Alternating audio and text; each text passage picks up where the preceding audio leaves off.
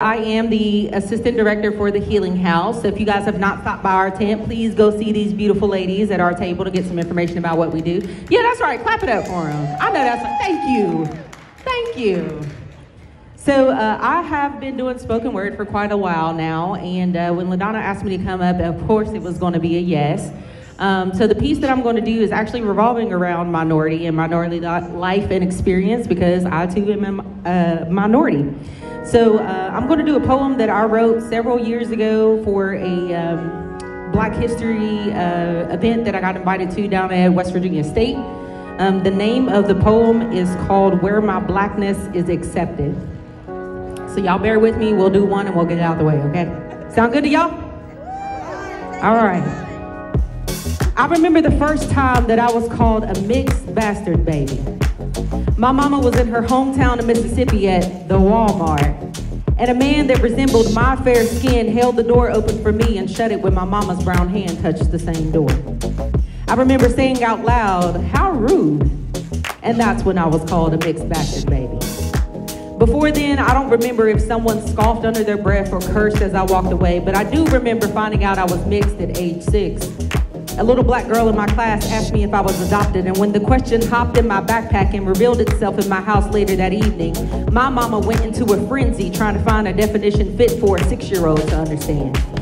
She knew the question would come ever since she held me against her brown chest, my hands different than her hands, my face different than her face, and yet we resembled each other so much.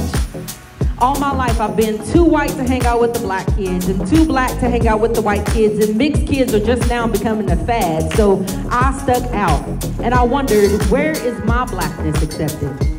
I had the minority stitch, the mark of less than written on my black with the blood of my white father and his family. From birth, my blackness was not accepted. Where does a girl go to when her flesh and her blood see her, but only see her as more her mother? Accepted as unrelated and fine with being neglecting the blessing that I am. Jokes on them, my skin came from my father's well-kept secret, his love for black women. My hair is a gray that reveals my mother's crown. My lips show that I can make men faint and hush them up. My shape is full like my smile, my nose is wide and still too narrow to smell which direction I should head in to find where my blackness is accepted. Is my blackness accepted on my resume? Will you discard it because of the picture attached? Should I have even attached it? Is it too much blackness or maybe not enough? What do you look for from me? Is my English too broken or too perfected? Is my hair too good or too nappy? Is my personality the cliche of loud and angry? Am I oppressed or on a journey? Is this double standard something you pick up on Thursdays with the red wine you drink to forget that, like my blackness, I'm your doormat? How do you figure when it's acceptable? When does it hurt for you to turn me away?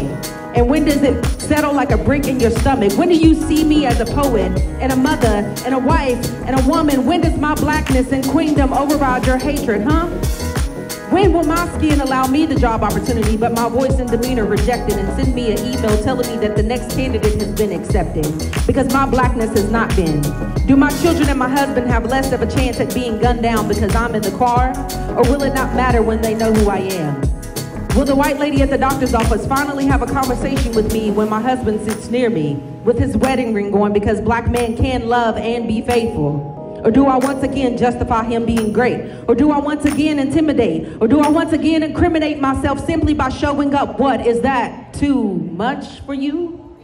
I get stares from my sisters that have the skin of the night sky because they assume, like my skin, I was born with it, thinking that I'm better than them. I get stares from the white girls because their brothers look at me because they like what they see, because they don't think that I fit in a size 3. My booty won't allow it.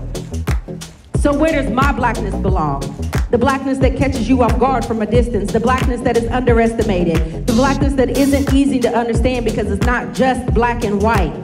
Where does my fight belong? Whose team do I join now? Where is my blackness accepted? Does heaven have special robes for us, or do we all get the same wings? Do we fight at the gate over who got here first, or do we join hands and use the key to unlock the most beautiful atmosphere we've ever been a part of? For the next test or survey I take, do I still mark other?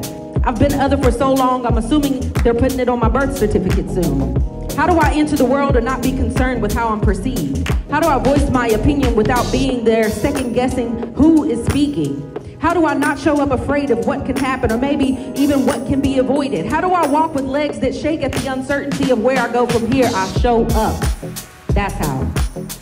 I walk with nerves and stomach pains and sweats and fear.